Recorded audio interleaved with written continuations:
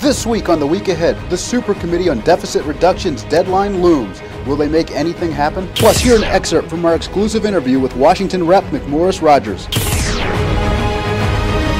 Welcome to The Week Ahead. I'm Frank McCaffrey. We're counting down the days until the Super Committee on Deficit Reduction must submit its ideas for spending cuts. Now, the cynic in all of us believes that it's too gridlocked inside that organization to make anything happen.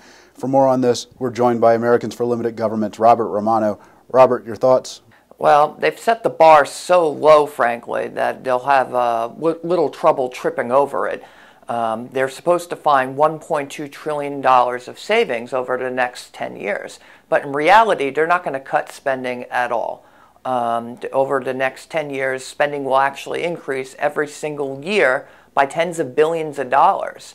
And that hardly will qualify for the types of savings that the American people were expecting when the Super Committee promised trillions of dollars of savings. And the only year that matters, 2012, there won't be even a reduction in the growth of spending, which is all that was going to occur between 2013 and 2021. Meaning when the next Congress comes in 2013, which there will be new elections for, they have to ratify the result of the Super Committee, and there's no reason to expect they'll do any of that. So can we expect to see a single spending cut for the next year?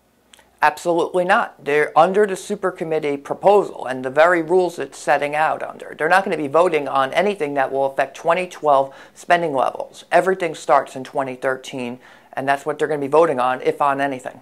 And if the sequestration option goes forward, that's going to start in 2013 as well, and that will still need to be ratified by the next House and Senate of Congress. Thank you very much, Robert. Washington Congresswoman Cathy McMorris Rodgers sits as the Vice Chair of the House Republican Conference. ALG President Bill Wilson sat down and talked with her. Here's a clip from that exclusive interview. What you're doing on this original $108 billion is very important.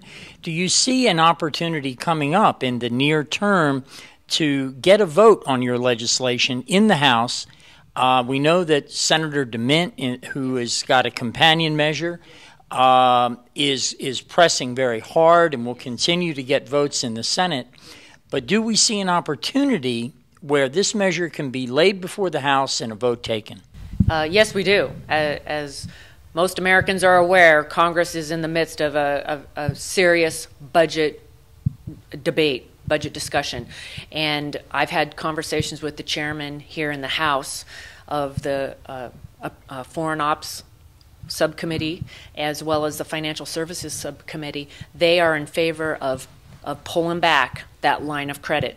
We could use that $108 billion right now, right here in America, to help balance our budget, and the House members, I believe, are very supportive of that. We're continuing to build support, and I am hopeful that the House will take a position to pull back that line of credit.